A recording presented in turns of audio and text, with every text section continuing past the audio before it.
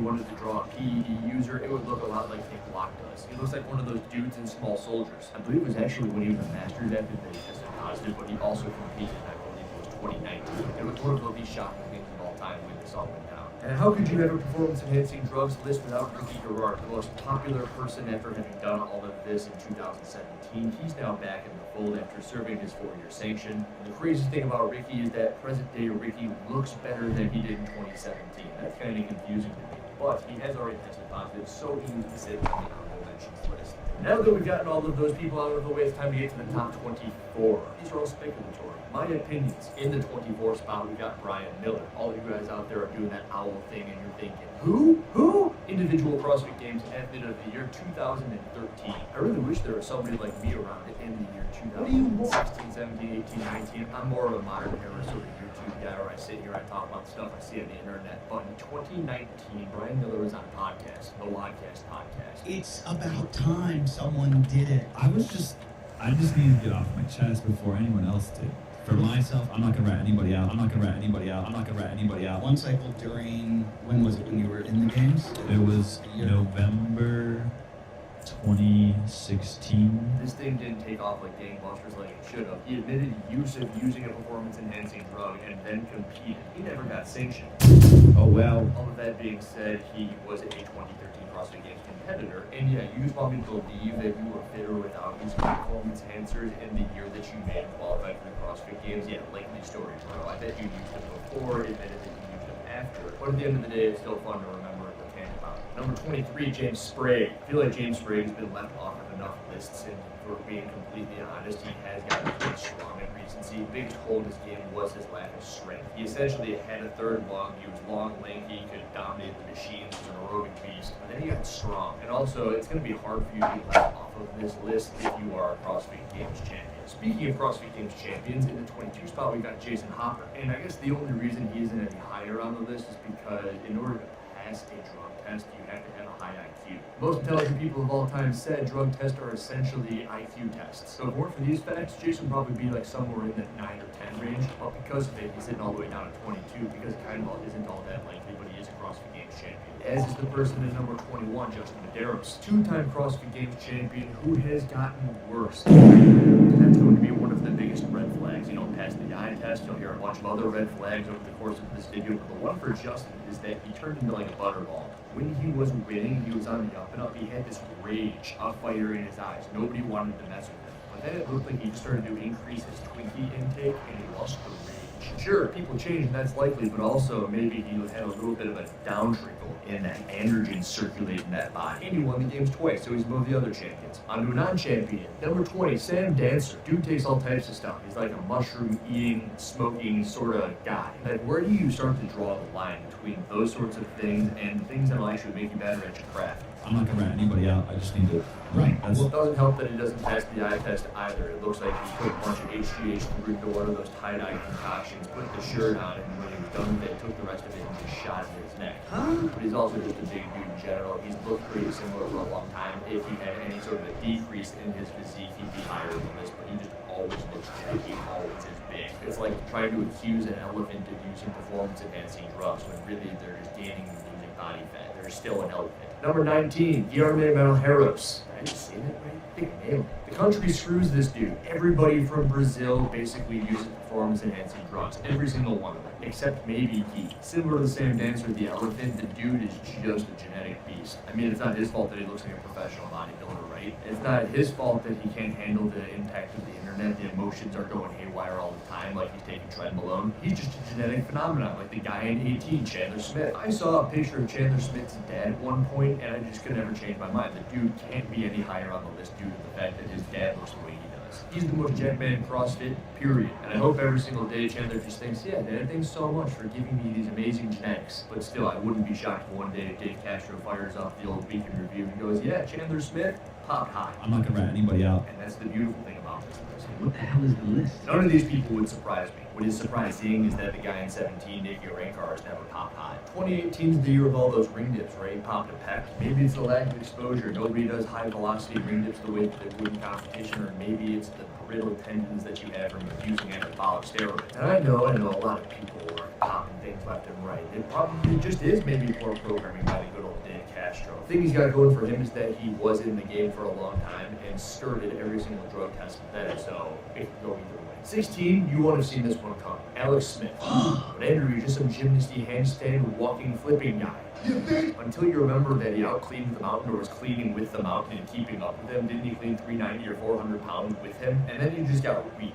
And I think he had a back injury, if I recall. But also, there's just this picture of him with Danny Spiegel. They were climbing a rock wall. And it's almost like his forearms were the size of his calves, and then his calves became the size of the bones within the calves. There's an ebb and a flow to the physique, and who knows how that could have gone down. Maybe he's just a genetic phenom as well. But those are the sort of ebbs and flows that you see when you're going on and off performance enhancers.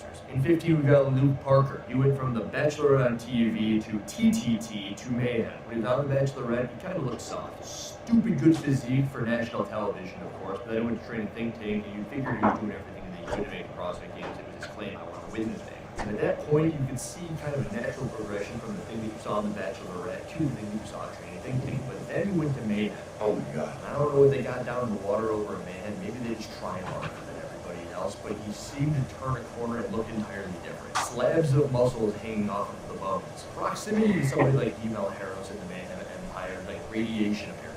Number 14, we have another CrossFit Games champion, and that's Graham Holmberg. It's similar to the Brian Miller thing, not in the sense that he admitted anything, but it was like in an off-season competition, there was a picture of him standing on the pier. Maybe the lighting is phenomenal, or maybe he started using performance enhancers to try to extend his career. He looked freaking huge. I mean, the dude won the games in 2013, 2011, what year?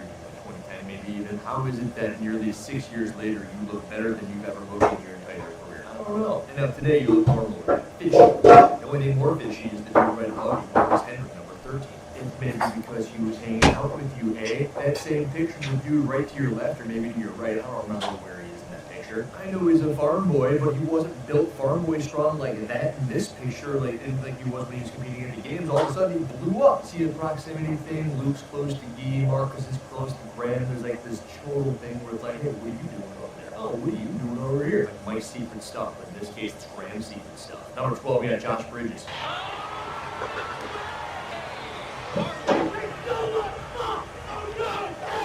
The angriest CrossFitter to ever grace planet Earth. Why are you so angry all the time? Is it the roid rage, Josh? I also remember there was an ex-endurance post that he put up. He's sitting on a barbell. It looked like he turned off the cheat codes that he was using when he was at the CrossFit Games. Game breaker wore off, and it looked like he just turned into the Pillsbury Doughboy. But he looks great again. Maybe he was just going through a hard time. Number 11, the Russian. That's all I gotta say, right? The Russian. You say the Russian, you're on the list. What the hell is the list? Roman Krennikov. Yeah, man, it's a country thing. It's no big deal. Also, you're kind of mythical because every single year you basically qualified for the CrossFit Games and then you never come. Why is it that you weren't coming? Why don't we know why you weren't here? Could it maybe be because you were scared? Oh, they test over in America. I'm going to stay in Russia. You're like a unicorn over there. I'm just going to stay in the magic wizarding world of Hogwarts over in Russia. That's fine. You're kind of huge though, dude. The lungs of James Sprague minus the CrossFit Games championship with an additional 20 pounds of muscle on it. Number 10, another name that might be shocking. Is Guido Trinidad, the jovial, happy man that puts on a lot of Lollapalooza competitions, the community, we love everybody, didn't always look like this. And Miami's a hotbed for Alright.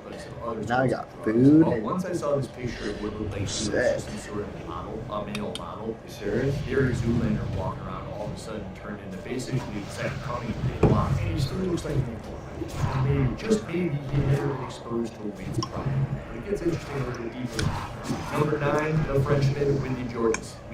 Willie Georges has that testosterone blow to it, at least when he was competing, It's or the maybe big- it's just when big he's thing is deadlifting spaghetti. nearly 700 pounds. When you do extraordinary things, you're put onto it in extraordinary places on incredible lists like mine. What the hell is the list? Now, it isn't just the incredible things that Willie did, it was the incredible timeline in which he had shoulder surgery, shriveled up like a fruit, and then blew up again with that testosterone blow that we mentioned. Was deadlifting nearly 9,000 pounds again the next day. If you look like a water balloon, you get a hole poked in you, you look all shriveled up, and then again you look like a water balloon next week, it becomes incredibly questionable.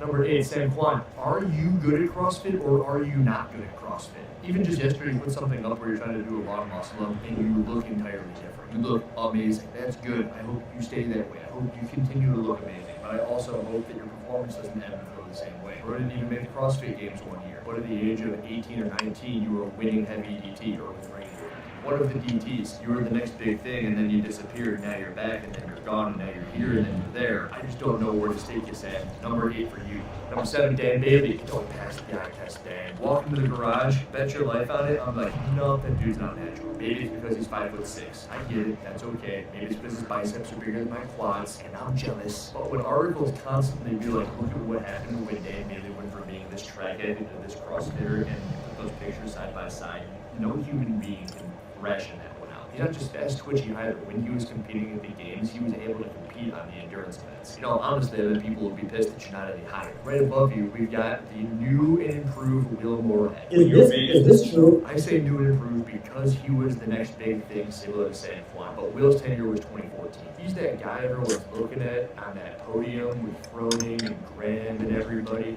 Who's this Will Moorhead guy? Looks like some skinny soccer player who's actually pretty strong as well. Ends up doing pretty well in the game, something like 10th, and then he just kind of floats there for a little while. Hangs out in training think tank, and then he kind of goes over into Proven realm. I think it was Proven. He worked over to CrossFit Tribune, and he explodes. He erupts. He was at the top of his game, and now he's at the topper of his game. Same with the big dogs in 2014, and now you're the biggest dog. I mean, before the best was pretty similar, but kind of parallel with everybody else. He was rising with the field, so he got that going for him. He lost his hair. I mean, he wears a hat in every single video and photo he puts out these days. Hair loss directly correlated with high androgens and high DHT levels circulating in the body. Will is better and stronger than ever when he's 35, 36 years old, 37, and you don't go from this to this without a little bit of assistance, in my opinion. Number 5, we got the professor, Brent Fikowski. Shocking, I've actually never heard this one before. Everyone thinks that Brent is just this skinny, wiry-looking dude. Until you really look at him, he has some dense, lean muscle attached to those bones. Everyone calls him the professor, but he's the professor of what? What are you chemically constructing over there, Mr. Brent? Also, if you pay attention to the stuff he's been doing after the fact, helping out a lot of athletes, still very smart, big fan of Brent Fikowski, but it looks like he deflated. Where did your muscle go? How did it go away like that? I know you're not working out trying to win the CrossFit Games, but you figured that you wouldn't lose all of your muscle mass as a result of that. It took you 10 to 15 years to build it, right? How come it only took you 6 to 8 months to lose it all? You just finished 3rd in the games. Makes no sense. Number 4, we've got another Canadian, and his name is Patrick Feller. Uncle Pat. Do you got a secret, Uncle Pat? Because all I want to know is how it's possible that you put on more muscle than professional bodybuilders since the time that you started the sport of fitness. Starts off looking like a lanky turning chiropractor, turns into some sort of a biking accountant. You know this because he puts up his early videos on YouTube.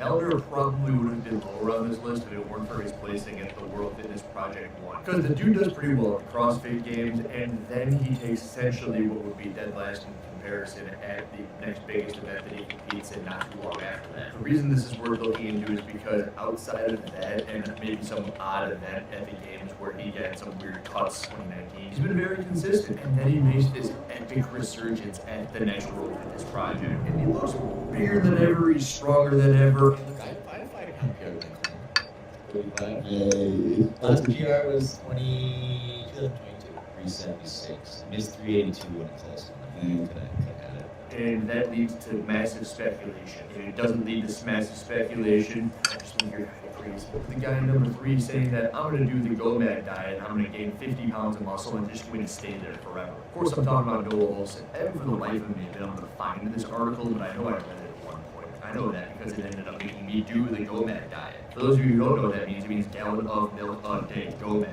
The thing about that caloric surplus is that you don't just gain pure muscle, but Noah gains pure muscle. And I know I mentioned earlier that when you surround yourself like he does with Luke Parker and Marcus Hendren does with Greg Holmberg, they elevate their training and everything is got a byproduct of that being their performance outputs and their muscle mass increases. But Noah's was absurd the second he went around Keto Trinidad. Both who turned from some skinny person, you saw Noah Olson's water polo picture to what he looks like present day. But along with Noah Olson's massive transformation that he did under the tutelage of those over at Peak 360, there's also massive swings in his performance. One year he's about to beat Matt Fraser, the other year he finishes, 10th, 13th, 20th, 8th, 15th, 4th, 6th, 2nd. With those ebbs and flows comes me listening to Max El-Haj. I won't be able to find this either, but you're going to have to take my word on it. I remember listening to a podcast that he did, and he was talking about having a whole bunch of extra muscle tissue and it having some sort of massive limiter on your aerobic capabilities. The more muscle you have, the more oxygen you need to use. Yeah, he will be. But the context that it was given in, I'm like, what is he talking about? Is he talking about one of his athletes? Did Noah have too much muscle one year? And if so, what is that? Bro, I'm not typing in chat, bro.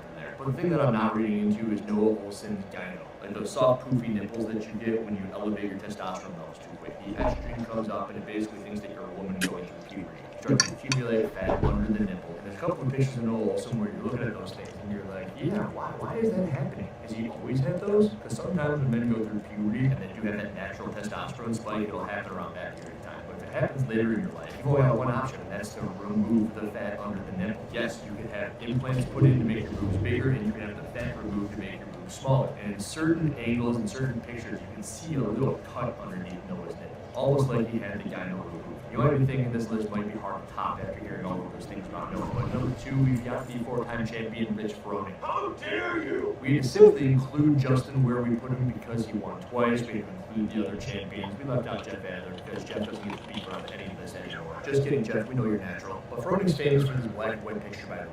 Froning's physique made CrossFit what it is today. Men everywhere wanted to be and look like Rich Froning. They wanted to do things that made him look the way he looked. All of those things put into a bucket, it's hard to believe that it is too good to be true. The thing is, that's not what he looked like in 2010, 2011. That's a natural looking physique. You hear people like Pet Show were talking on the Froning documentary. He doesn't eat, he doesn't drink. How do you do the things you do constantly? But also, how do you put on the muscle tissue that you put on? He's had tidbits with Sevon over the years talking about how he weighs now 205 pounds, doing that without eating. Sure, he's a genetic phenom, one of which had the greatest physique in 2014, doing the workout 14.5. But when they went to the ranch in 2016, 16.5, he deflated. Is it because he started working with Chris Shaw and doing all of that running made his physique pop, deflate? Perhaps. Also similar to Will Moran, where'd the hair go? It's here, it's there, it's anywhere. It seems like it's back. Phenomenal beard, high androgens, maybe it's genetics. Just like the number 1 on our list, the only list that this man has ever topped Rich Froning, and of course it's got to be the 5-time champion Matt Fraser. Honestly, we can say the same thing about 14.5 compared to 16.5. Froning's physique made CrossFit what it is today. Men everywhere wanted to be and look like Rich Froning. They wanted to do things that made him look the way he looked. All of those things put into a bucket, it's hard to believe that it isn't too good to be true. The thing is, that's not what he looked like in 2010, 2011. That's a natural looking physique. You hear people like Pet Show were talking on the Froning documentary. He doesn't eat, he doesn't drink. How do you do the things you do constantly? But also, how do you put on the muscle tissue that you put on? He's in tidbits with Sevon over the years talking about how he weighs now 205 pounds, doing that without eating. Sure, he's a genetic phenom, one of which had the greatest physique in 2014, doing the workout 14.5. But when they went to the ranch in 2016, 16.5, he deflated. Is it because he started working with Chris Shaw and doing all of that running made his physique pop, deflate? Perhaps. Also similar to Will Moran, where'd the hair go? It's here, it's there, it's anywhere. It seems like it's back. Phenomenal beard, high androgens, maybe it's genetics. Just like the number 1 on our list, the only list that this man has ever topped Rich Froning, and of course it's got to be the 5-time champion Matt Fraser. Honestly, we can say the same thing about 14.5 compared to 16.5. It's not really 14.5 to 16.5, it's 16.5 Fraser, who looks like he just wandered it off the street. It looks like Dave Castro went to the local 7-Eleven and said, hey, we're doing a fitness event, and it just so happened that the guy had phenomenal mobility and great squatting mechanics, and then he smashed his workout a bunch of burpees and thrusters. But when you just look at him, he just kind of looks average for a CrossFit. Chill. At no other point during Matt Fraser's career would anybody say that the dude looked average. He had bowling balls for shoulders. Of course, there's off seasons where you'll hear him talk about how he just wouldn't do anything to get fat back. But honestly, one of the most interesting things about Fraser is how when he was on the Joe Rogan podcast, he's talking about steroids and performance-enhancing drugs. You guys allowed to use peptides or anything like that? Can you use like BPC 157 or anything to heal? I believe it was Ricky in particular, the songs used Tanky and Fraser. Like, I don't know anything about any of that. You just said a lot of fucking words there. You don't know about this? No. Really? I'm like, dude, weren't you on the Olympic team? I've heard the word peptides, but like, I just got introduced to like what SARMs are. At the very minimum, you would know something about them. Not that long. And it was because someone got popped. I know that Americans have a very big hammer to throw down when it comes to performance cancer, but you would at least need to be educated on the things that you need to avoid. How can you have absolutely no idea about any of it? Imagine someone like Sam Sue with Arnold Schwarzenegger, Chris Bumstead sitting there saying, I don't know anything about performance-enhancing drugs, but performance-enhancing drugs are sitting over the corner. Like, yeah, I know everything about Matt Fraser. It doesn't make any sense. Performance-enhancing drugs can't even. I mean, There's the spaghetti. fact that everybody for the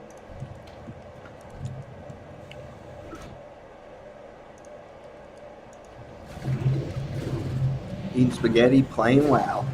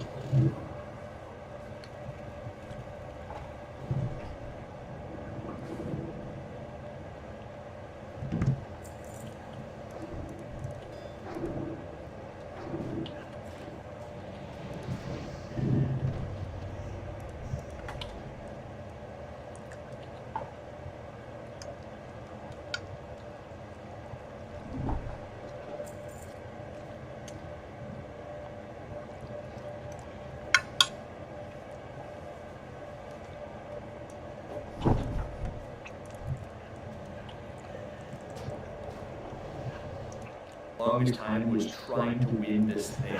He was sitting there doing everything in their power to do so. But he is the one man who won by 10% every year. There just wasn't any room in his whole events that he would just be able to take off and he would still win. It seemed like he didn't even need to try to win. It's absurd not even contemplate the fact that it could have been some assistance. And through his time being spent over with all of the weightlifters, he actually learned not nothing but a lot about how to circumvent the. As a double doctor, double major, he's an engineer, very smart individual, the opposite of Jason Hopper. Oh my God. You should know everything to be smart enough to circumvent every performance-enhancing drug test that there is under the sun. What? You're giving me a day's notice? I don't like that at all. Like, You can flush the system out today, right? There's a lot of things. I have to assume that. And this isn't even the most damning thing when it comes to Fraser. It's the fact that when he stopped competing, he looked exactly like he did during 16.5. I don't care how much hard work, dedication, and whatever you put into anything. Once you put on all of that muscle mass, and once you have all of that fitness, it's very hard to lose all of that tissue unless you just straight up don't eat for 6 months. And we all know that Matt Fraser likes to be fat Matt in the offseason. Ben and Jerry's and Bear Claws and not doing anything. But he looked like Christian Bale in The Machinist. How do you go from this to this in a matter of 4 to 6 months? You know, it's not possible. And that is why Matt Fraser belongs at the top of the list. Just that picture in and of itself. And then It's a blender bottle. They want to send you their It's a metal products one, to though. try and it's like, I know Blender you're bo- sabotaging me. Sorry, I got the YouTube playing. But Blender Bottle is the brand. I like the metal ones because they're insulated. And for the life of me, I've been able to find this article, but I know I read it at one point. I know that because it ended up making me do the GOMAD diet. For those of you who don't know what that means, it means gallon of milk a day, GOMAD. The thing about that caloric surplus is that you don't just gain pure muscle, but Noah gained pure muscle. I know I mentioned earlier that when you surround yourself like he does with Luke Parker and Marcus Hendren does with Graham Holmberg, they elevate their training and everything is a byproduct of that being their performance outputs and their muscle mass increases. But Noah's was absurd the second he went around Keto Trinidad. Both who turned from some skinny person, you saw Noah Olson's water polo picture to what he looks like present day. But along with Noah Olson's massive transformation that he did, under the tutelage of those over at Peak 360, there's also massive swings in his performance. 1 year he's about to beat Matt Fraser, the other year he finishes, 10, 13, 20th, 8, 15, 4th, 6th, 2nd. With those ebbs and flows comes me listening to Max El Haj. I won't be able to find this guy, but you're going to have to take my word on it. I remember listening to the podcast that he did. He was talking about having a whole bunch of extra muscle tissue and having some sort of massive limiter on you or movement capability. The more muscle you have, the more oxygen you need to use. Yeah, he beat. But the context that it was given, and I'm like, what is he talking about? Is he talking about with his athletes? Did Noah have too much muscle 1 year? If so, what does that mean? I'm reading way into something there. But the thing that I'm not reading into is Noah Olson gyno. Like those soft, poofy nipples that you get when you elevate your testosterone levels too quick. The estrogen comes up and it basically means that you're a woman going through puberty. You start to accumulate fat under the nipple. And there's a couple of pictures of Noah Olson where you're looking at those things. Every performance enhancing drug test that there is under the sun. What? You're giving.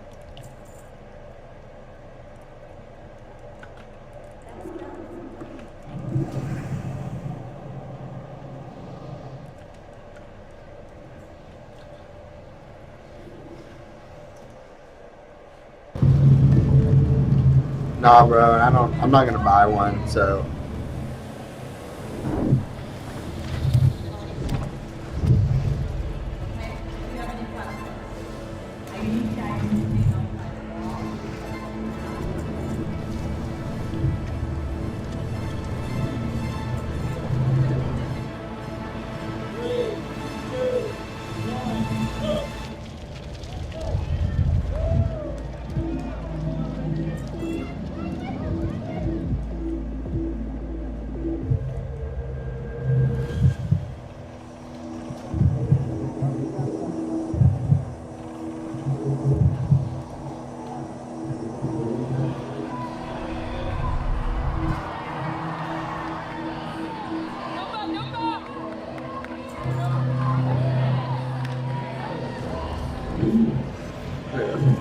I mean, this is an MMO RPG, so sure.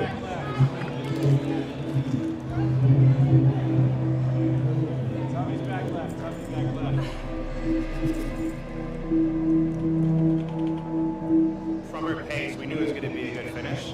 We just didn't know relatively later. I thought a top 4 was going to be doable with knowing her pace. But it's good to see now where her run ranks with everything, you know. So that's solid.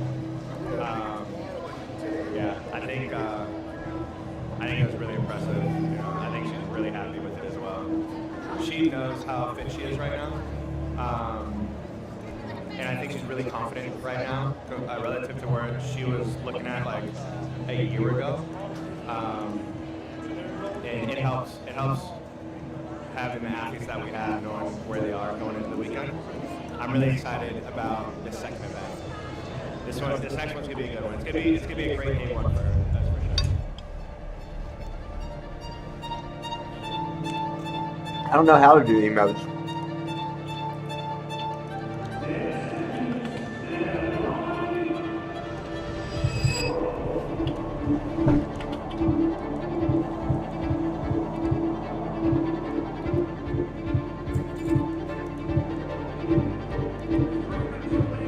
Yeah, I don't want any of them.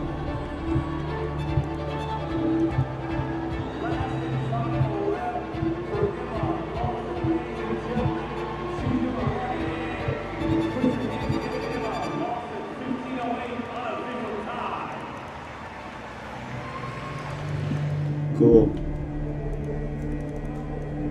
Don't want it.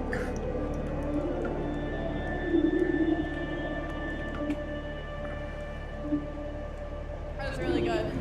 I knew today was going to be a good day for me workout-wise, so I'm happy it all went to plan. But I kind of had to make up for the coming days because I know there's some in there that are going to be a bit of damage control. So just trying to, you know, crush the ones that I know I can, and then, you know, whatever happens in the others, it is what it is. But I feel like I have that like spark in me that I had a couple years ago. So I'm feeling good. I'm feeling happy and excited. So I think I obviously started competing really young. And I think when you start doing something and you kind of like become really good at it at a really young age, it kind of becomes your full identity. So I got really wrapped up in like, you know, my whole identity and who I was and everything I did was like CrossFit. And when you spend that much time doing and being something, I feel like it can just really turn to something a little more, it doesn't have to, but for me it turned to something more negative where like, you know, I was never good enough and there always could be better and like, which I mean could be a good mindset, but for me I just like, especially when I was doing this all throughout high school, I stopped high school, or I graduated from high school, and then I went all in on that year. And that was probably the hardest year I've ever had because I like, you know, all my friends went away to college. I was at home, I was like training alone, and it was just being very isolating.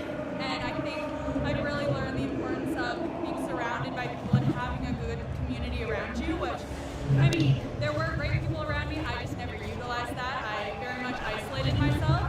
And so I think just like, I've been really working on finding the joy in things still in the gym, but also kind of figuring out who I am, what I like, other hobbies. Like I literally had no other hobbies outside of the gym. People would ask me like, what do you like to do? Like, what'd you do on the weekend? And like, I only ever said like CrossFit, I did training. And it's like, okay, well, what do you do outside? And I was like, and that really stuck me. And it was kind of a wake up call for me of like, okay, like, yes, I love this. Yes, to be good, you have to be dialed to an extent. But I kind of learned for me what being too far on that spectrum looks like and how that didn't work out for me. So really just trying to navigate finding a new balance there, but I feel like I'm in a good place now. So.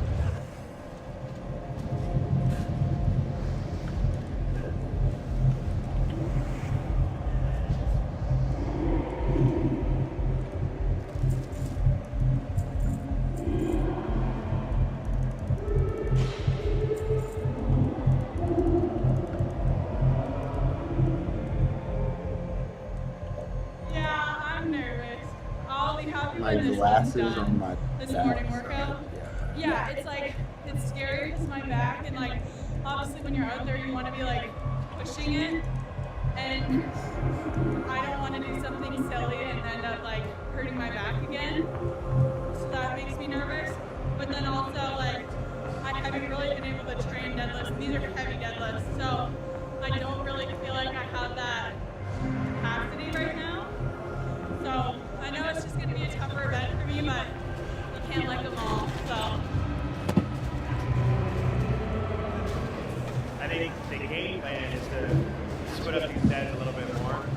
workout's much different for the ladies than it is for the men.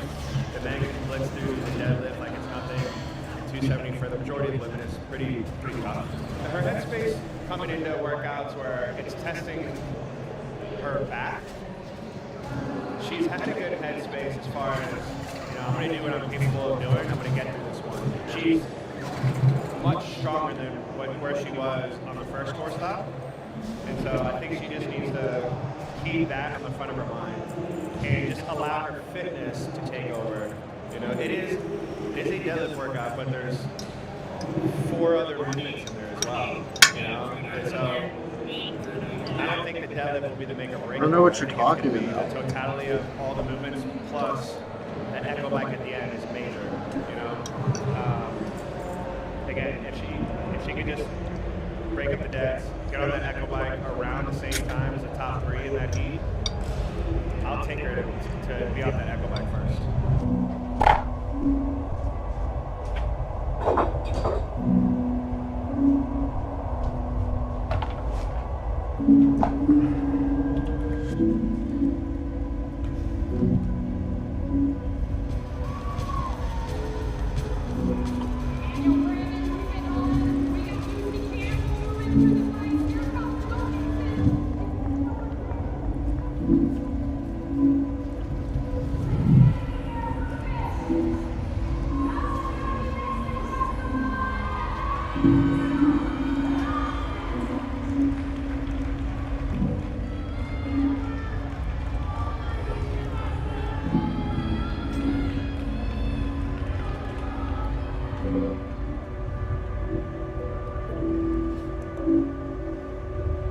I mean, how I expected it to go, to be honest, which is fine.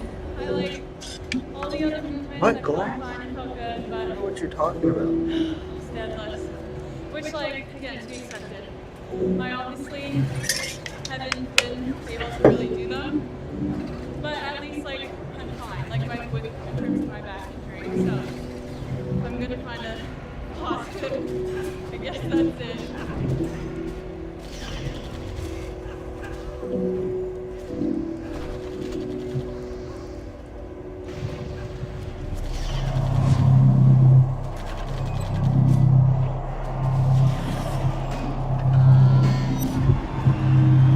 What about him? You want to see? Yeah.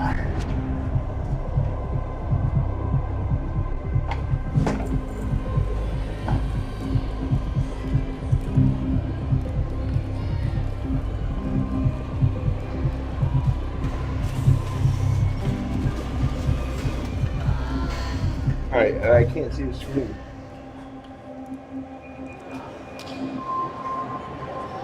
Excellent stuff coming on that work. So those ones are fine. Yeah. I wrote it in 150 or just below. Yeah. Now I'm my lunch just felt good. I can get kind of going. Yeah. That's a lot of this weekend. Yeah, for sure. The cleans look phenomenal. Yeah. The legs were there. Yeah. I think it was smart to be like, Yeah. But I mean, I was hoping I could at least get 242. But, oh well. I don't know what was that time like. What were the other girls? I think you It were was 236. 236. Yeah. I'm not sure. I mean, it wasn't like a amazing performance by any means, but I feel like I did what I kind of needed to do. So, maybe not. Yeah, no. I mean, best I could have done on that clean. And then on the rowing, it was like I went hard, I went a lot faster than what I was planning on doing, and I still felt good. Kind of annoying when you feel like you still have a bit in the tank, but no.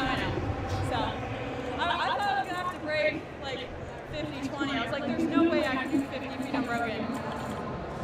I'm telling you, adrenaline does a lot. Right, what's the request?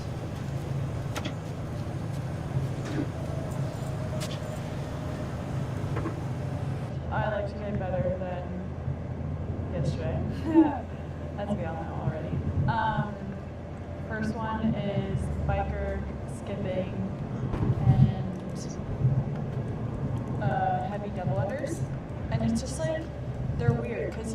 heavy rope is like the rope itself is heavy, but the handles are what's heavy. So it's like super grippy, and the handles are really fat, so it makes it really grippy. And then I feel like people don't realize handstand walking can get really grippy too, because you're like gripping the floor with your fingers to try and balance, especially with pirouettes.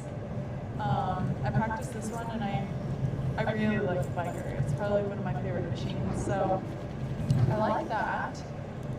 But I'm gonna have to break up the double unders a lot when I practice. They're really hard for me. Great day today. Good luck to you.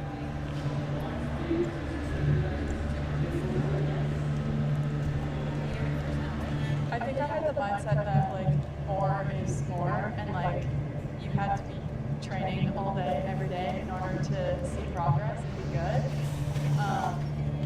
And that was something that was really hard for me to like change that mindset. Like it was really hard because when you feel like you're doing less, the way that I was thinking at that time was like, okay, I'm doing less, that means that I'm getting worse, and I'm not like working as hard or something like that. But I very quickly realized that volume isn't necessarily the answer. I'm like, No, I'm gaming right now, training my guy. a lot differently now than I was this time last year, and maybe I could say that I'm doing a lot less, but I feel so much better overall. I feel like I have the proper, or like the energy to like give the proper intent for like all the workouts that I'm doing, which then in turn feels more productive. And I feel like a lot of us girls that like have gone through this, and have, I mean, I'm sure a lot more people have, but a lot of the girls that I've heard talking about it, I feel like the age that we started doing this is a very like influential age. And I feel like when, we're still figuring things out, kind of learning what works for us, whereas like someone who's been doing it for 10 years has probably already figured it out. Whereas like, all the things that we're being told and we're seeing online of what other athletes are doing and things like that, we then feel, or I can speak for myself, I then felt like I had to be doing all of those things also. So yeah, I feel like it's just, I felt easily influenced at that age, and I feel like now, as I'm getting older and more experienced, I feel like I'm starting to learn what works best for me and what doesn't.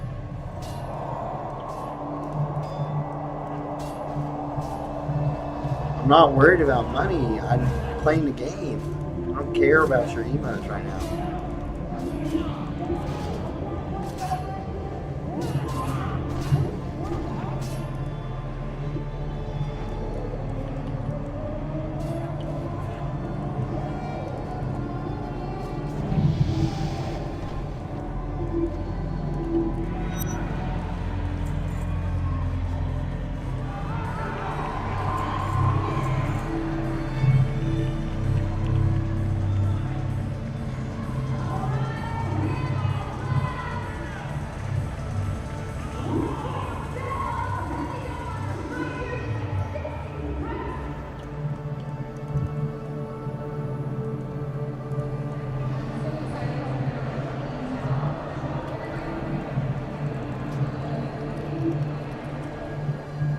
We'll begin acquainted with that rope.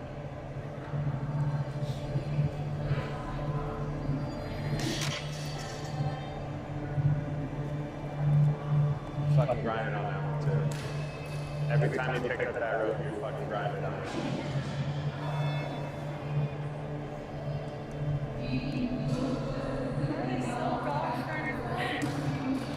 It's just a rope. That's all it was. That's the difference making the whole workout. It was just a rope. They went unbroken. That was it. You will be there very fast. It seems crazy right now. It will not be. We need moments like this, shitty moments to happen.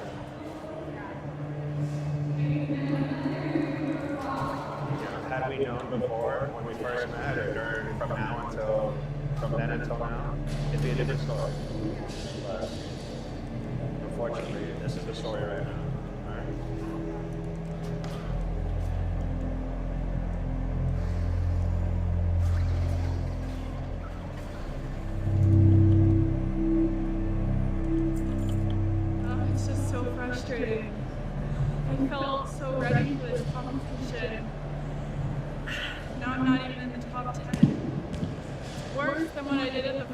tour, and I didn't even train for that.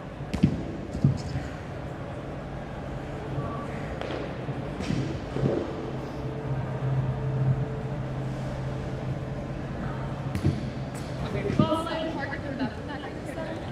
But then that's like for yeah, but that's gonna happen, you know? Yeah. Like a lot of people can wait until they feel like they're 100% ready. Yeah. But I think it's better to kind of like just put yourself back out there. Yeah. Even if you're not 100%. That's what I did. Yeah.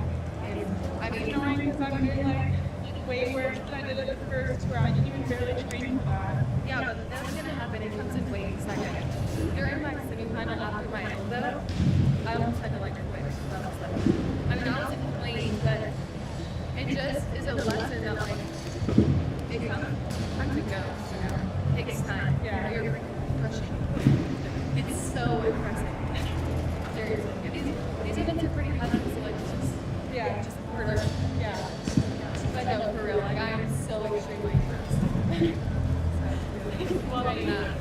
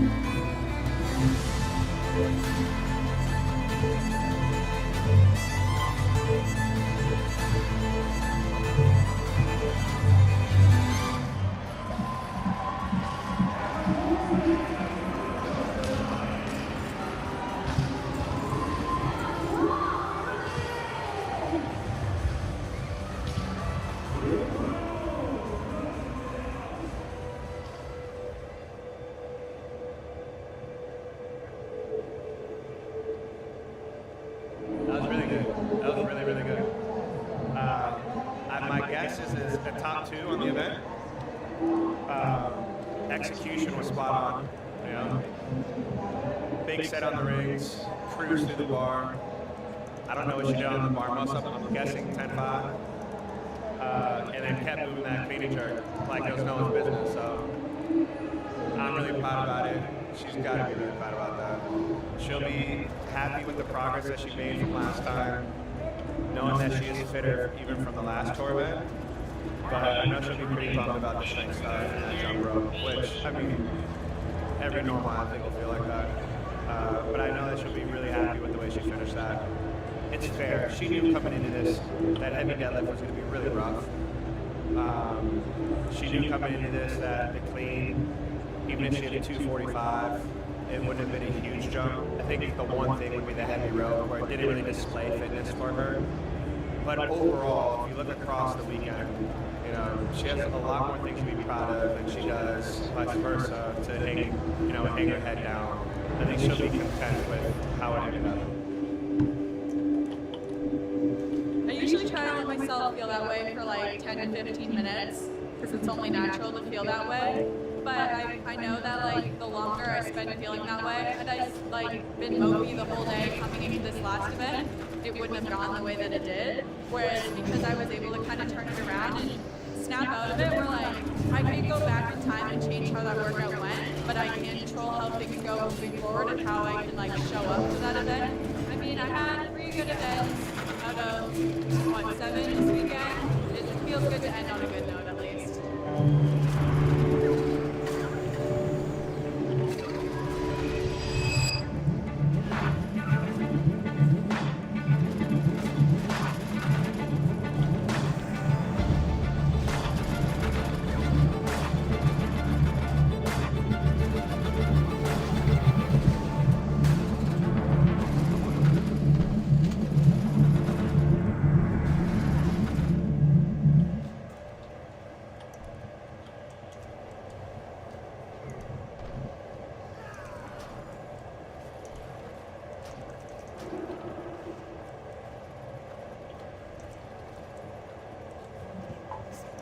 Nah, bro. I like how you just naturally, just come right to the driver's seat. thinking you can take it anytime you want. I'm driving. My car's out of gas. Of course, I just filled this up. Welcome to today, guys. Actually, here, you take this. We are about, what, a week away before taking the DX3 in, and our new gigantic bus is going to be ready, which is cool. I think we should just do it today. You can follow me in since you want to drive this so bad anyway. No, bro. Right? I thought that's what we were doing. No. Yeah, I was second guessing, but let's just do it. I gotta take this camera off. 90% of you know we're doing the biggest giveaway we've ever done. $100,000 Denali, brand new 2025 camper, and a duffel bag full of $20,000 cash. Right now, top link in the description, every $5 you spend is one entry. So this sucker's like 7, 8 entries, something like that. But I need to take the Denali in. What do we got? We got 23 days left on this. 23, so there's still time to get in, but it's gonna go quick. So I need to get that over. What do I need? I need the butt fixed and the windshield fixed and detailed, so it's like brand new when you get it. You got the brand new camper, but I do have to take this off. So let's roll it down to the gravel. I'll drop the camper. Why don't you just leave it here? Because then if I want to move it, I don't have a truck to move it. That one's getting dropped off. I mean, it's Tacoma can move it. No, let's just take it down. It doesn't need to be here if I want to roll my helicopter out. You know, these are real problems, bro. What if I need to roll my helicopter out? It's so bad. All right, let's roll down. Follow me into Taco. There is still time. 23 days left. It is going quick, I will admit. But there's also Gnomer. Hold up. Vehicle left and key. Key left and vehicle. There is still time, guys. There's actually brand new merch on the website as well. I haven't even got to show yet. I don't even have it yet. I need your wallet. Oh, you need my wallet and my trunk? The key's in here. What a freaking package, though. I can't wait. I'll have them film the computer that will put all your guys' entries in this giant database, and then it'll randomize a winner. And based on that, I get to call that person, and I'm always so nervous to make that call because it's big news. I can't wait to just give it to somebody. And you get to grab a couple pictures out here. It's so fun. It's so perfect. Look at this. I don't want you guys to forget either. I put the brand new airbag system on this truck, so she don't squat no more. She can pull just about anything you got for it. And this, golly, just the whole package is so cool. I'm gonna take a couple pictures. It's weird messing with your guys' stuff. And every time I touch this, I'm like, what if something happens? That would suck, dude. Like, what do all these YouTubers do when they play with these toys the whole month? Something breaks, or... Please give me Break it. You should have got that automatic crank. Auto crank? Yeah, that's... If you guys want to upgrade it, you can, but this is how it comes. I feel like it's a pretty good starter package. Does that look good, Brett? Good to pull away? I think so. Yeah? Yeah. Alright, let's find out. I think I'm gonna pull that hitch off just in case I know it only works with this truck. Cool. It's that big hitch. You're gonna have to get a new one anyway. My Tacoma hitch is like that big. It's like you put a pencil in there. Okay. Let's go. No one disconnected. No way. Def empty refill now. No way. What else? Okay, we're gonna be limited soon. Hey, can I have my wallet back? No, but you can use this card. You do look amazing in this truck. It really is kind of a girl's truck. I mean, it's a man's truck. I mean, But you look good in it. This is a man's truck. This is a man's truck. Alright, let's try I swear that the def and all that's awesome, guys. I'm not trying to undersell it. It's fantastic. They all have it. What are you gonna do? All right, we working? I wanted to stop here and try our. You guys know we got big RV trips coming up. I wanted to get this open road car dialed in. I also need fuel and def. Did it work? Get the reefer, baby. I don't know if it's gonna work because this isn't for open roads. It's for you and Oh my god. We'll see. Come on, baby. Come on, baby. This will be the first time ever if it works. Additional products such as bottle of def. No. Maybe I'll playing 20 questions. No. Limit exceeded on. What do you mean? Wait, It's flashing. Pull that off. Pull that off. Enter mobile app company start code, insert hand. And now my hands are all. That was for fuel. You were supposed to do this one. I wish I had a rocket launcher right now. Boom! At the fuel station. I want to just pull something, dude. All right, let's go to. No one chance, bro. No. Go to the speedway across. Can I put a dent in your truck, guys? I'm losing my mind. It's not bad enough. The whole way here's 50 miles per hour, everyone's doing 35. You finally get to the pump and you can't pump fuel. All right, honey. No, you know what? I'm gonna go in my truck and cry. I'll see you later, alligator. No, bro. No chance, I'll bro. ever just feel like I've had enough, dude. Why is my camera blurry? Autofocus is on. I mean, Hey, look, I got 4 minutes. Why would anything work? 4 minutes. Hey, where did you say to go? Where I'm gonna roll my back out. Let me pull this opener up. I think the speedway, the new speedway. Across the street? Yeah, let me check though. My phone's not working. Oh, your phone's not working. That's weird. Nothing's working. You guys do realize half the time I'm telling you to be positive, half the time I'm telling you to smile more, half the time I'm telling you to get up and move. I'm literally just talking to myself. I'm speaking what I need to you most of the time.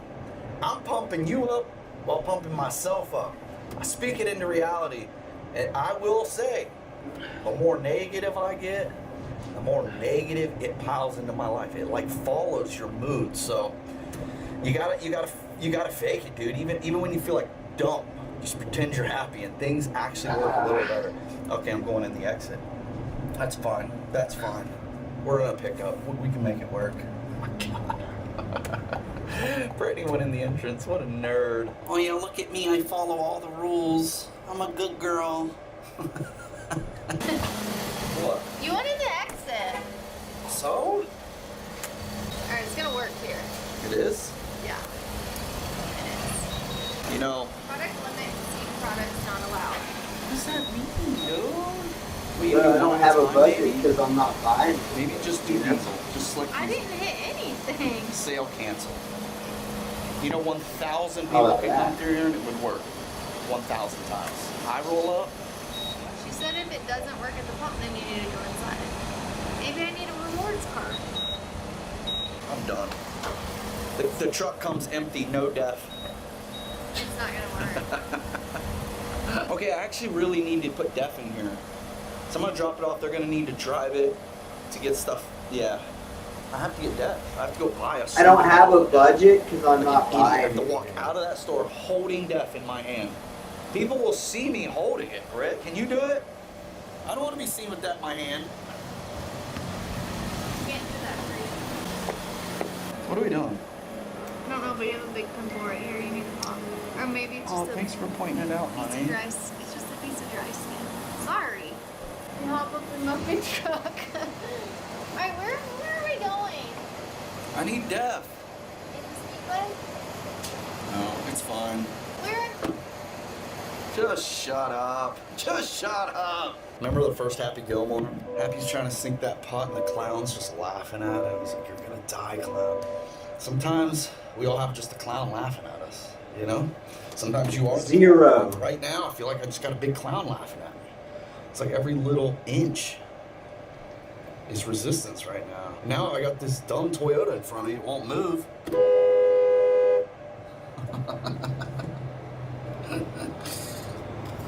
Go!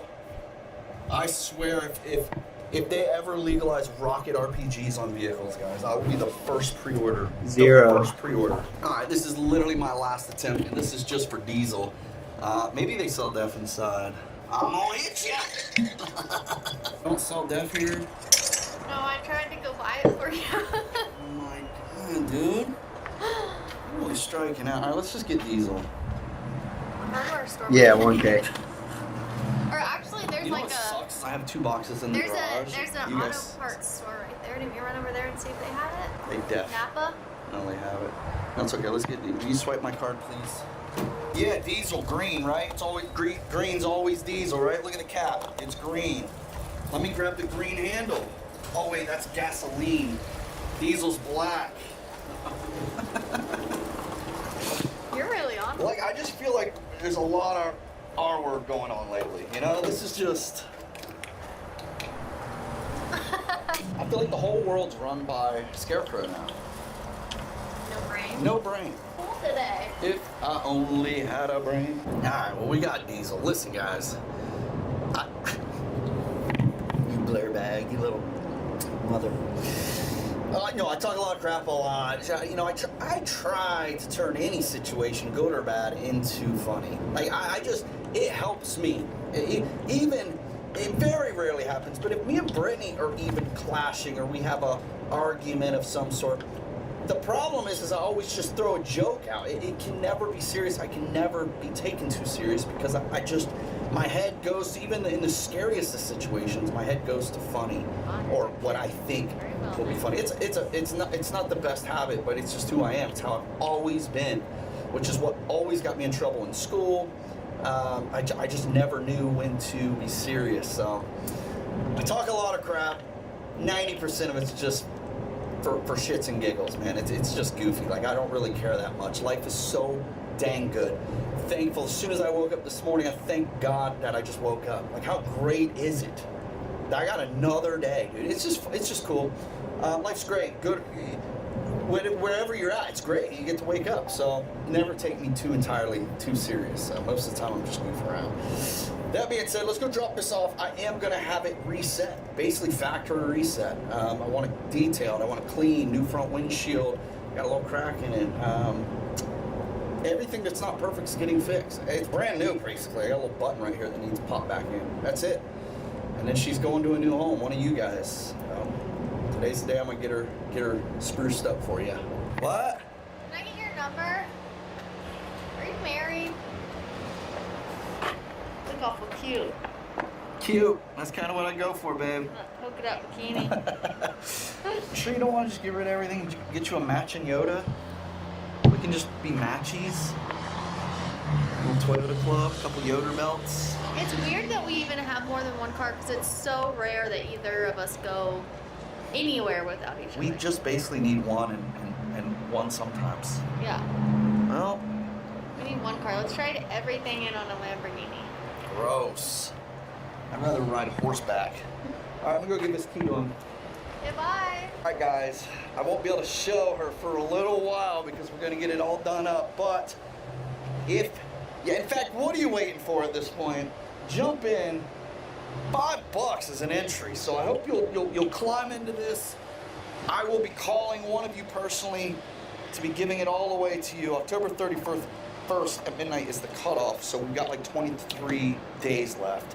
But I won't be showing it for a few days, so she's saying goodbye for a minute, getting that crack fixed, and you know, I want it to go to one of you guys completely reset like new. So that's the goal. Are you ready? For you to post the vlog? Yeah, I know my alarm's going off. Hey, at least I have a video to post. Oh my god. I mean, this is scarier than Halloween. Christmas stuff's already. I came to try to keep up with our Halloween idea, and it's all Christmas. It's all Christmas. It's what, October 8th? Yeah. You're black? What the heck, dude? Can we just put a Christmas decoration Damn. up? It's all Christmas. All that's Christmas, like. This is, yeah, that's wild. There's actually not one single Halloween decoration costing anything. All right. A little something, something. Should we just lay these in the tanning beds? Weren't those $60 at the Halloween store? $40 here? Yo. Should we leave it in the tanning bed for the girls in the morning? Just have it smoking. Some melted latex in there. Yeah, I mean, we need 5 items to catch up. My thought was like one of the big inflatables. Yeah, I mean, I'm not going nowhere. Maybe this month, instead of out of order stickers, we put caution tape on the machines. Does that look like Halloween? Those are kind of cute. What if we did little lights? Yeah? It's pumpkins? Those would be cute, like from the Smile More sign. Yeah. Sure would. I like the pumpkins. And 6.5 feet. That's probably just as long as that. Yeah. Be cute, right? Happy Halloween. I like that. On the front door? Is it? It says Happy Halloween, though. It's not Halloween. That's what drives me nuts. You know what I mean? What about the different ones, like those? What about this? This is Boo. Boo. Yeah, or like get like a couple packs and we'll decorate the doors. That's We good. could put them, you could put them on the kinetic fridge. If you didn't want it like Leave on the my outside door. What are ego. these scary handprints? I don't know if I could do that right here, right now. I mean, this guy just says smile more laundry and tan right here. I'm getting this. So it's fun. It's cool. Okay. Candles? Oh, it wasn't a total strikeout there. We got a couple little things. We can't be scared of the I'm not little gonna stuff. buy We have, anything, so I'm not gonna leave my 23 more ego. days until Halloween, so we gotta pace it. We gotta pace it. I do think we're like missing like 2 big items. Yeah, You I know, wanted something big that we could put like outside, on the outside of the building, but I haven't right. found it. I got this guy. He's cool. I don't know, like, he looks good in here. You could just mount him here. Here she is. Smile more laundry and tan. What have we done? What have we done? And blue jeans, girl. Hang on. Howdy. Well, it's nothing crazy, but we can add to our collection. I Oh, hate this door's open. You can't see did you put bats up here too? Yeah, I did this. Shoot. Um, God, this place is oh, scary. Rachel did those. She's the only one tall enough to reach. We just need to check this thing. I agree. We haven't checked this Ever. since. Since we did it. We should check it and see if anything's sold. Well, there's a lot of bubblegum balls missing out of there. So there has to be quarters. Right? We should see. Yeah. Hi, Becky. Howdy. He's cute, right? Where do you put him? Just add him to our collection. One try of what? See, Britt, look. Someone He's so awesome. did someone send that? Somebody brought it. Oh. Brittany saw those last night. She was looking for Halloween stuff, and they have great big ones. And I was like, we have that. Holy laundry. Someone's car? It's not ours, is it? That ain't no Toyota horn. It's all, man. Yes. No, it's okay. I'm actually. Nah, I'm good, I bro. just didn't know this was gonna be here already. This is cool, I think. I'm excited about this one, Britt. You know, I probably should have launched this with my car. Oh. But we're dropping lots of new merch, so I'm just gonna keep it coming. Okay, you ready? I was just gonna wear this in a video and not say a word about it. I thought that would have been cool. But isn't that dope? What's it say? What do you think it says? I love boys. I love Brittany. Everyone who's by has no clue this is I love Brittany. No, so that, I'm not gonna say it, I'm gonna make everyone look it up. Okay. Google Translate. But the back, you ready? This is from an actual picture on my car. We did. The Godzilla, the JDMT, dude. I love it. I love it. That is a fire shirt. Just something different and fun. You know, we do a lot of, you know, similar stuff. And this was, I wanted to do kind of like, I go to these race events, everyone's rocking their like car shirts they like, or their truck shirts they like. And I was like, I want my own car shirt. I'm rolling so I out got on my GTR. muscles. We got the Zilla hiding up Like there. a foam roller. PVC pipe. It's great. I love it. I love it. This is fire. I'm so happy with it. We actually took forever to make this. Oh my gosh, Britt. Be careful. Be careful. Look who it is. The legend herself. You gonna come support Brittany? How am I supposed to hang these up here? You need little hooks. How about that? Oh, I actually like that a lot. No. I do too. Okay. There. It's there. So we just actually got here. Did ya? I You swear weren't to- here a few minutes ago when I was, I put my laundry I in. just got here and Becky was like, Linda was just here. And I was like, I hope I get to see you. We filmed yesterday Because everyone's just asking, where's Linda? Where's Linda? Where's Linda? And I don't know what to say. You know? Just tell them what I tell them when they message me. I'm okay. No, everything's good. She's doing her laundry here. Everything's good. There's no hard feelings. It's just life happens. And it does suck, though. We miss you. It does. We miss you. I miss you all, you guys, too. I do. I hope there's an opportunity for us to have some fun, you know? I hope so, too. Like the olden days, flying helicopters. Yeah. Oh, yeah, I need another helicopter ride. You Yeah. know that. We can do things. We can still have fun, you know? It doesn't always have to be business. No. What do you think of this guy? I like that guy. I like him right I there. like him being pink. You want to shout out to all your fans out there? Hello, all you fans. You really do have fans. I'm good. Just life. And no one has to worry about me. I'm sure I'm going to be making another video, too.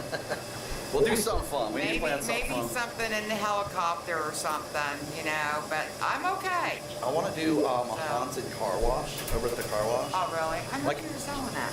I kind of want to, yeah. But imagine the bay doors close and you pull in, Yeah. and then you're closed. What in you there. mean? Yeah. Oh. Like, I mean, I'm not gonna follow you or go nothing. running in with a mask.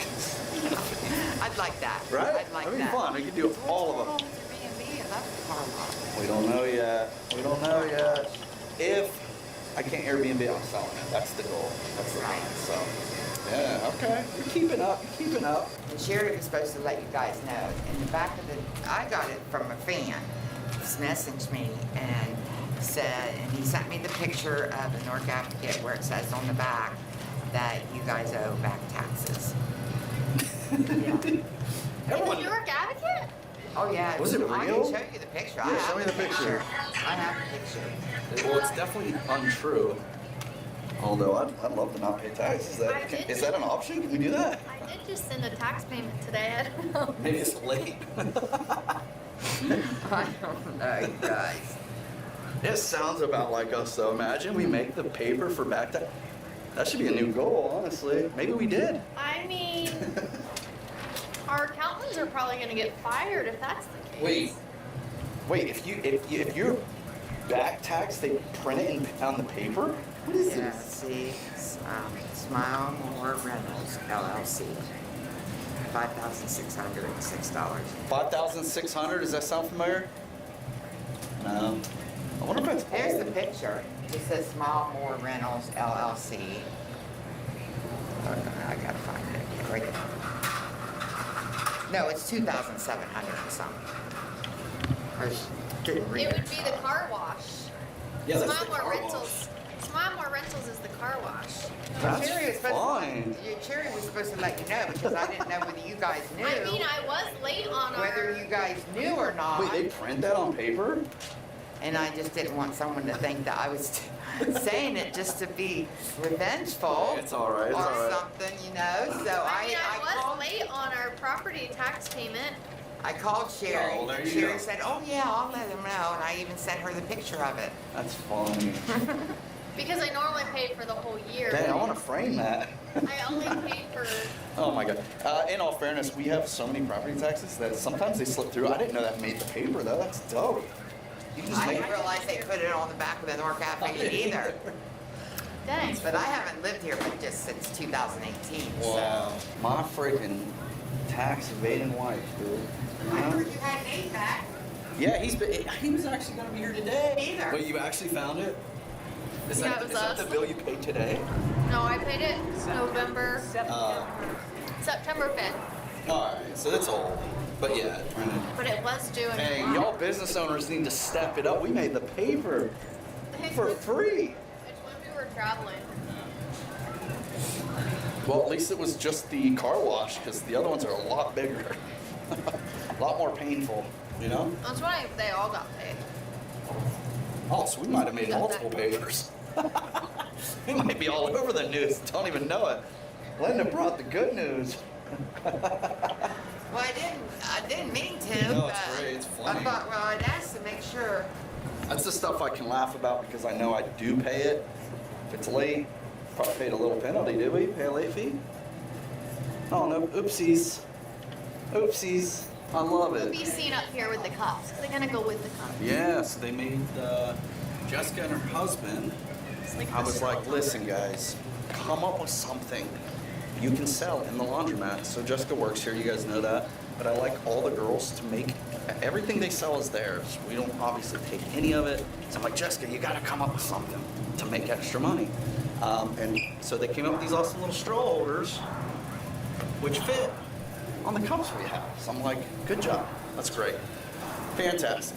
Becky's rocking her stuff. Rachel, these are Rachel's, right? Yep. So everybody's got something but Sherry and Jackie. Yeah. Sherry and Jackie need to come up with something. Look at oops, sorry. Can't really see it with those bags. Down. Oh yeah, he's cool. Those are Rachel's. Yeah, I just can't remember. No, that's for the lock on the shipping container. Hey, but it's not on here. That's what I'm thinking. I don't remember what key that is. Maybe it's in the office. Man, huh? It's a round one. Is there any round ones that you don't know of? What about this one? Try it. That looks like a new key. That's for the ducky machine. All right, can you get back here? Yeah, I'm trying to think. I don't. No. Yeah, that's how you get quarters from those. I'll not mess with that. Let's just see if any tattoos and stickers have sold. And it's been a while, honestly. I'm trying to rotate it for you. It's kind of in the worst placement too. Yeah, there's a lot of quarters in there. Holy There's cow! a ton of quarters. Oh my god! Look how many. Those suckers are half down. It's amazing. Which one is that? Which one's the third? Marvel, Okay. And then what's this second? Justice League. What's this one? I said Marvel. Everyone's gonna kill him. That one's tattoos. So that one, and then the end. Dang, do you fill those all So the way these up? two are the least, which still sold a lot. Care Bears and Sonic sold the least, but still a lot. It's crazy, this one, because it's the one you can literally barely see. That's pretty impressive. Here, let's pull it out. I'm actually shocked, especially because we put it in the corner. It's like, Right? but maybe it's not a bad spot because you see it when you walk out. Dude, that's a lot of quarters. We need to count them. That's amazing. I'm actually just shocked. Right? Really impressive. You know, what are you going to do? Well, I kind of just want to leave it for a while, let it fill up. Right? Yeah. I say we just leave it until the suckers run out. Oh, next month we'll check it again. Well, you know what that makes me want to do? It really makes me want to track down some real dope sticker tattoos, you know? Right. Because you know they sell. These are just generic we bought. Not that they're not cool. I mean, they're all, you know, you recognize the brand or the name. Or, you know. That's fun. That's goofy. That's cool. It's like you're never gonna get rich from it, but it's fun to see. I know, but I wonder, like, you know what? I know what I spent on all of that, so it's like, have we broke even yet? Right. Probably not. Probably not. It's usually what those babies are expensive. Are they gumballs? I mean, Okay, well that's fun. I mean, they're selling. right? It takes time, but and the machine working, which is incredible. It's a good looking machine. I traded that for merch, guys. You remember? A guy showed up. He's like, "You want to make me a trade?" And I was like, "Yep, let's do it. Take what you want." And took this sucker. It looks good. It's such a smart trade, you know. All right. Hey, what she said? I don't need you to sign this one. Hey, Oh, hello. You goofball. What are you I doing? just like to get the right angles. Oh, is that it? You are such a pain in my ass. Okay, we're moving and grooving, and I just want to say how happy it makes me. Unplanned life is so cool. Yesterday, I had to shoot this awkward video, just kind of shutting everybody up about where's Linda. It's like 90% of me is like, it's just none of your business. Like, it respect the privacy. The other half is like, well, I accidentally create characters on this channel all the time, and y'all are concerned about when people disappear, so I made this awkward video just explaining, like, look, life happens, doesn't always work out, still love Laundromat Linda, but she's not here anymore. And then today, unplanned, we show up in Linda's Yeah, video. normally she comes in on Sundays to do her laundry. And I even said in yesterday's video, she still does laundry here, there's no hard feelings. And then boom, the next day, the legend herself. And you know what's really cool? Off camera, she said, hey, why don't we just a couple times a month just make some fun videos together? And I thought that was so cool. So why not? Why not? All right, y'all, warping back home. Gonna call it a little day today. We'll see you tomorrow. I got a plan that if it doesn't fall through, it's gonna be a really just unique video tomorrow. I hope it doesn't. It was supposed to happen today and it fell through, so hopefully tomorrow we can pull it off. Either way, I do plan to be rocking it with you. Thanks for hanging out. Sorry, I'm trying to find. Somebody pointed out today that I didn't take this over the laundromat, so I'm trying to find this one to take it. I love you guys. Sorry, let me focus. Thanks for riding with me. Thanks for being a part of everything we do.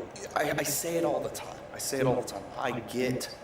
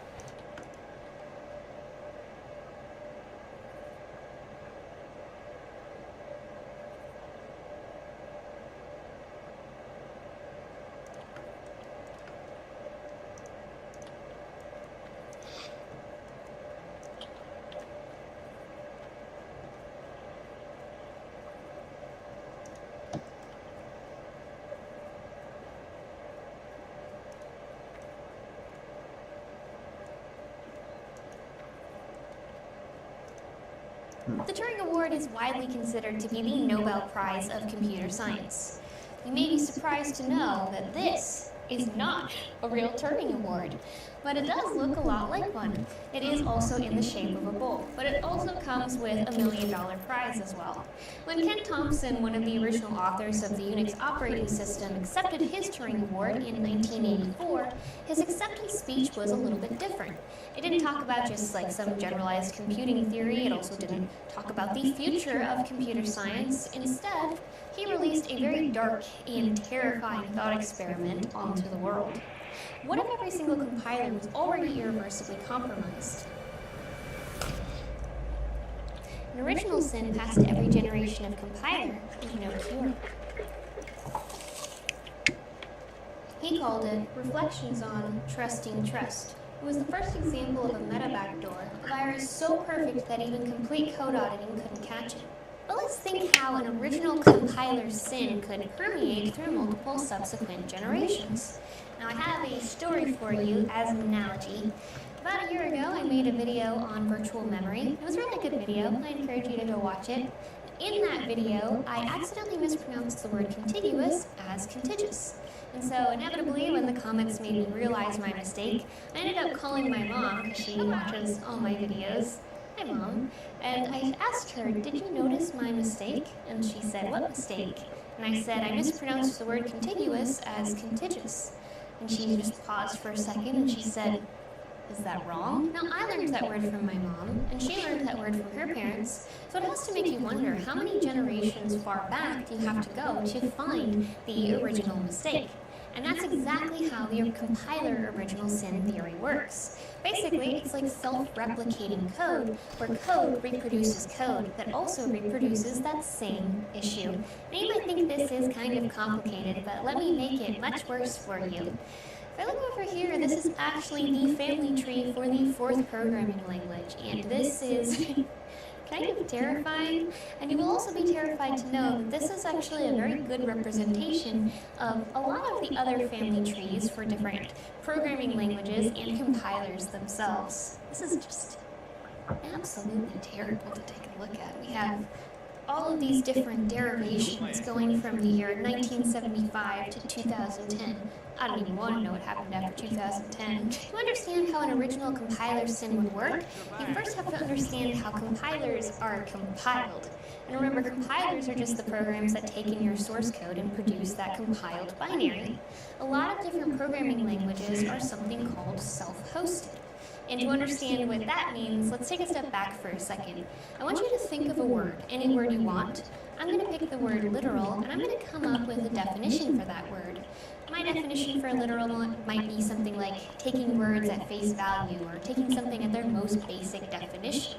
But pause for a second, and how did I describe that definition of the English word literal? I used the English language to describe the definition of an English word. And you probably did the same if you were following along with that. Or if you didn't, let me know what you did, because I need to study you or something. But this kind of creates a paradox where you have to know the language in order to understand definitions of that language. And this is exactly how it works in the C programming language. Programming languages being self-hosted means that their compilers are written in the language that they compile for. AKA, the C compiler is actually written in the C programming language. Now, when I first started learning this kind of gave me an existential crisis, so allow me to also share my existential crisis with you. So if the C compiler is written in the C language itself, how is that compiler compiled? And the answer is another compiler. But how was that compiler compiled? Prior to the C compiler being fully self-hosted, it was actually derived from the B compiler. And I know naming conventions were absolutely genius back then. So if we go back generations of compilers compiling and deriving other compilers, compiler, beget, compiler, sounds biblical, goes along with this well. We actually get the original self-hosted assemblers assembling assembly. And I know what you're about to say, but how are those assemblers assembled? I hope you're just as horrified as me to think that for the very earliest computers, humans were the original assemblers. So what programmers had to do is they had to go handwrite their assembly programs, and then at assemble time, they had to go over to the instructions manual and handwrite those ones and zeros for the corresponding opcodes of their program. So if you haven't thanked your compiler today, make sure to do so. We can demonstrate the idea of self-hosted and self-reproducing compilers with a programming exercise. Ken Thompson, in his acceptance speech, said that in college, before video games, they used to amuse themselves with different programming exercises. I don't think I was doing that in college. I think I was playing too much World of Warcraft. The idea behind the exercise is to produce a program that when compiled and executed will output an exact copy of the original source code. And the name for these is actually Quines, after Willard Van Orman Quine, the philosopher. So I'd like to try my hand at producing some self-producing code. And if you'd like to follow along, I've made all the code for this available in my GitHub repository, which I will leave a link to in the description of this video. So let's go over to our very first simple Quine program, and this is going to be written in C. Now remember, the goal behind this program is to produce exactly this source code as soon as it executes the program. And this is going to include all of these different comments as well as the actual code itself.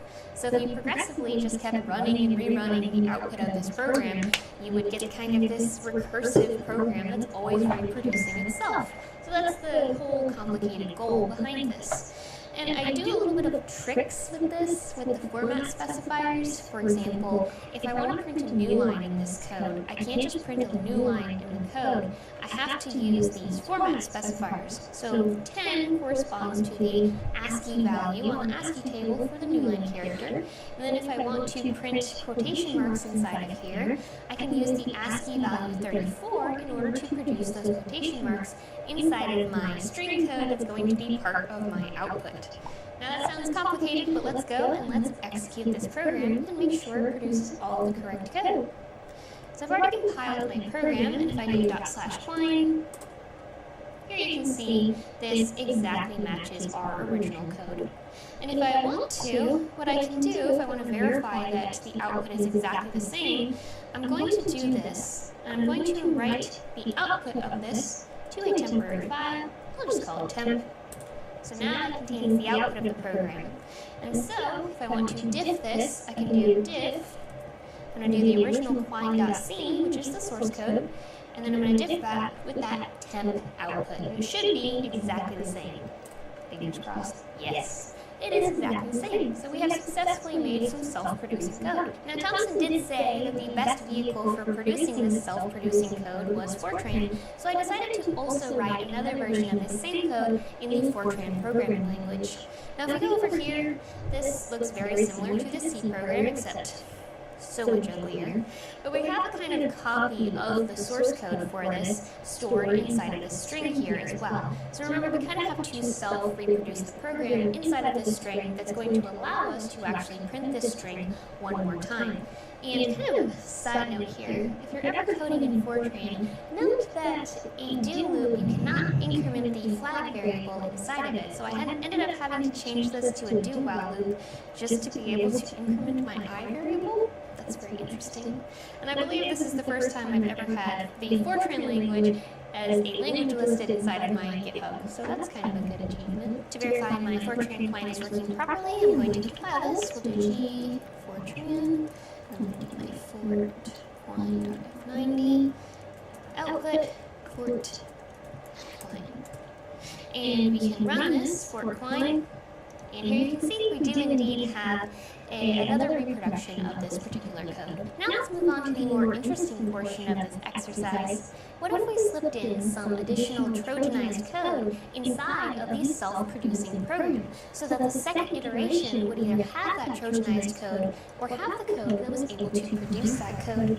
So if I go over to trojanquine.c, you can see the structure for this particular program is primarily the same as the previous ones, but I have this additional function inside of here.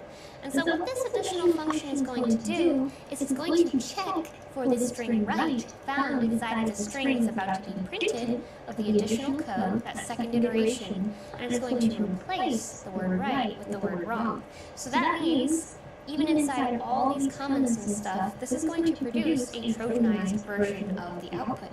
And you can see we also have to include this check function inside of the original string that's going to be our format specifier to specify the output of this. And if I go over and I want to execute this program, /TrojanQuine, you can see, if we go up here, somewhere inside of this messy code, we have actually replaced the word right, which was inside of this original comment, with the word wrong, which is making us look just a little bit crazy over here. If this idea for Trojanized code was instead part of a malicious compiler, it would basically have two different options. And the first option, if it recognized that it was compiling a regular program, it would slip in that malicious payload into the compiled binary. In the second case, if it realized that it was compiling code for a secondary compiler, aka it's recognizing its own source code, it would instead slip in the code that's used to generate the malicious payload. Now you may be thinking that that Trojanized code was supremely obvious, and it kind of was, but I did that on purpose to demonstrate the point of how to slip in the original sin behavior into the coin itself.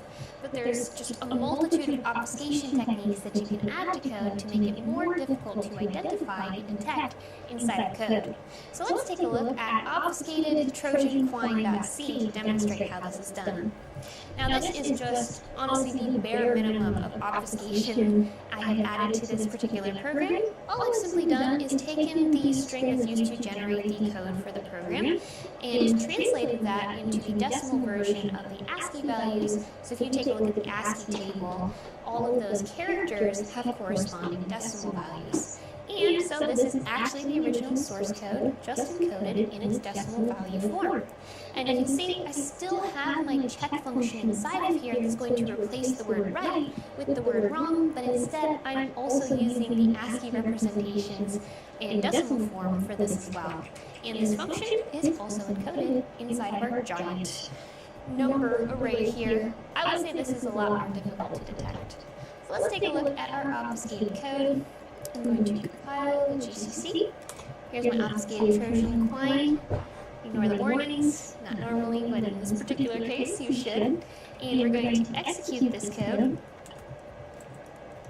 And you can see, even though we had this confusing character array and decimal form in the original code, we actually have that original source code in the unobfuscated version. And this is really only the bare minimum of obfuscation that I'm adding here.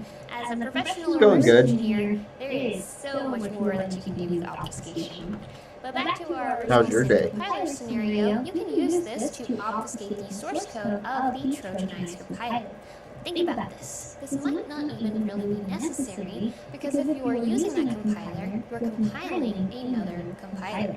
And so other people are probably only using the compiled version of that, meaning that if they really wanted to find that Trojanized code inside of it, they're probably working with a binary, so they're going to have to actually reverse engineer that binary using tools like Ghidra or IDA to even be able to detect that malicious code. I don't know about you, but I'm not really going around reverse engineering my compilers on a daily basis, probably. Not only that, but if you're looking at the programs that are produced by this compiler, it would be very difficult to be able to detect this Trojanized behavior. You've effectively removed the Trojan version from the source code of that program. If you audit the source code, it's going to appear clean because the infection process only happens after the binary has been compiled. So you would also have to reverse engineer that target binary. Now you may be thinking that if you did this and infected the C compiler, you'd really only be infecting C programs. That's actually not true. If you think about the complicated family tree of programming languages and compilers that I demonstrated earlier, a lot of programming languages will build off of other compilers to kind of avoid reinventing the wheel and focus on their new language that they're creating.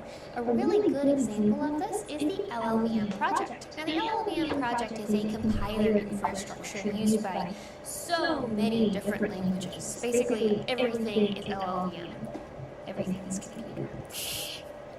So it's used directly to compile C, C++, or Objective-C with its provided Clang compiler, or it's also used indirectly by a lot of different programming languages, like Swift's compiler, Rust's compiler, even Fortran's compiler. To demonstrate just how pervasive this project actually is, and how many compilers this applies to, think about developing an iOS application. Now, you normally would not consider an iOS application needing to involve the C programming language, but Clang is used to compile Objective-C, which used to be the language used for iOS apps. So if we go over here, I have this makefile. Instead of just doing this inside of Xcode, which normally does all of that on the back end, and you have no idea that LLVM is involved at all, I can do this manually, and I downloaded my own copy of the LLVM project, which is a big ordeal. We'll get into that in a second. And I'm going to custom compile this directly. So I'm reading in all of the Objective-C binaries, and I'm going to be producing a target and a Go binary for the iOS application.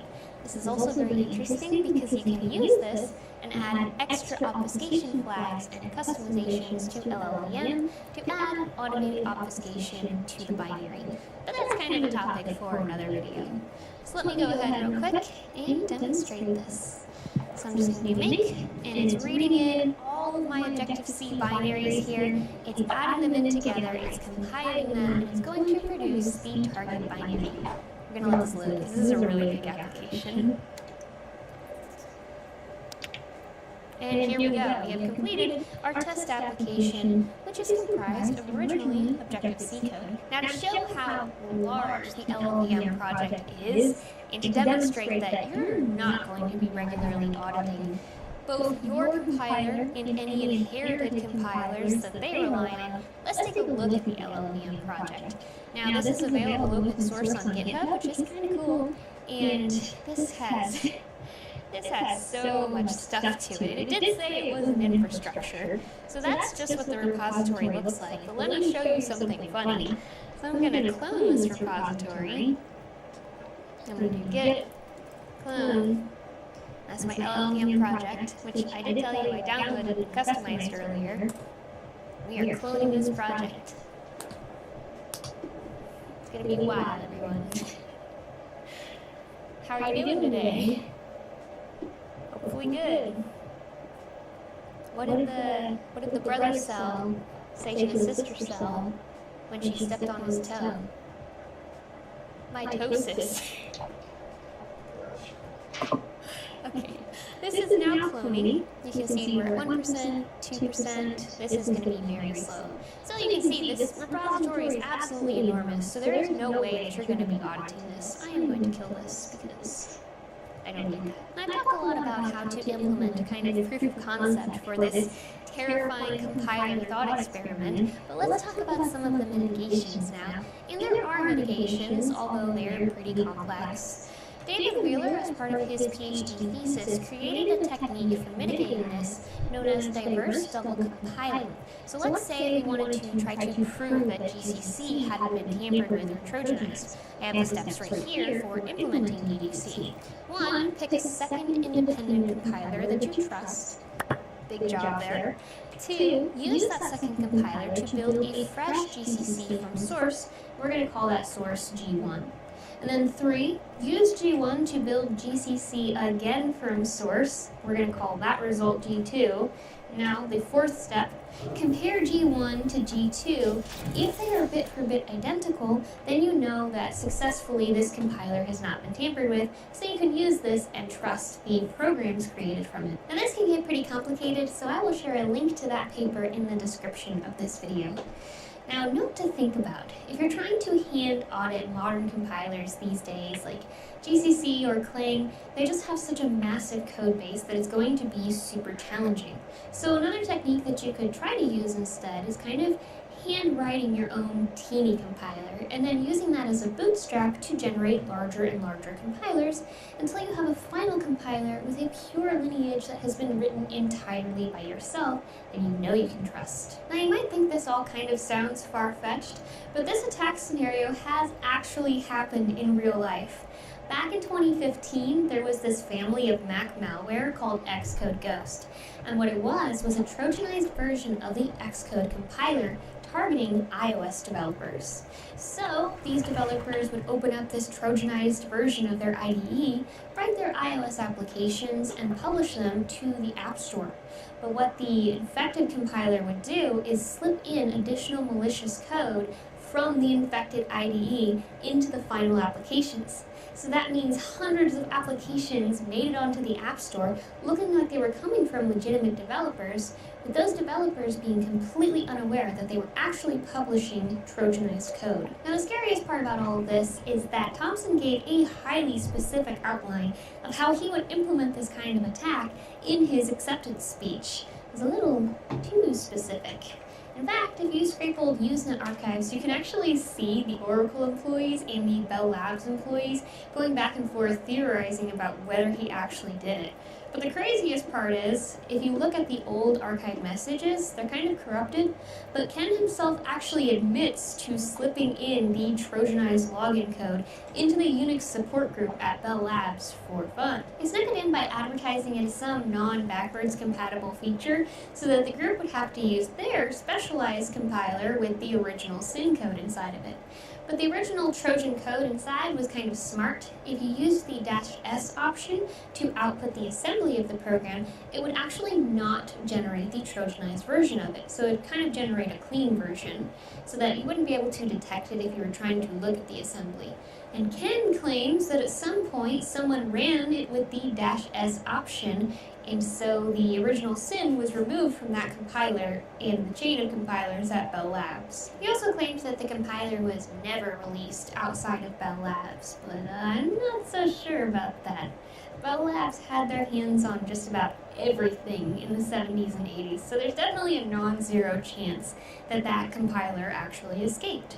Hopefully that doesn't keep you up at night. I particularly like one quote from Ken Thompson saying, "You can't trust code that you didn't totally write yourself, especially not code from companies that employ people like me." But Ken, if this is the story that you are sharing, what did you possibly do that you're not sharing with us? It's not really a feasible philosophy to follow though in this day and age. If you take a step back for a moment and think about all the proprietary software or applications that you've used even today, you're definitely not going to be able to go through and audit all of those applications, let alone write all of that code yourself. But personally, I think this is one of the spookiest thought experiments that I've read in a while, so I'd be curious if anybody else has read any other spookier thought experiments lately. Let me know. Anyway, thank you so much for watching, everyone. As always, I hope you enjoyed this video.